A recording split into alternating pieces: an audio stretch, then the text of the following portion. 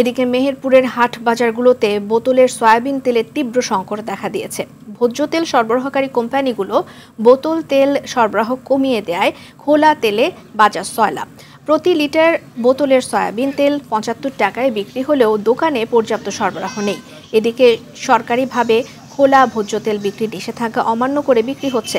বোতলেরটা না পেয়ে অনেকে খোলা তেল কিনতে বাধ্য হচ্ছেন।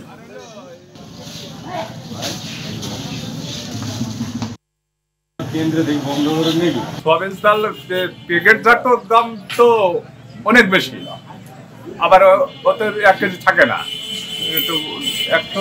910 মিলিলিটার থাকে। সয়াবিন তেল নিয়ে আমরা অনেক সংকটের ভিতর দিন যাপন করছি। আর এই প্রোডাক্টটা না হলে আমাদের দোকান চালানো কঠিন, এজন্য মূলত নিতে হচ্ছে এবং এটা নেওয়া একটা সোনার হরিণ মতো হয়ে গেছে।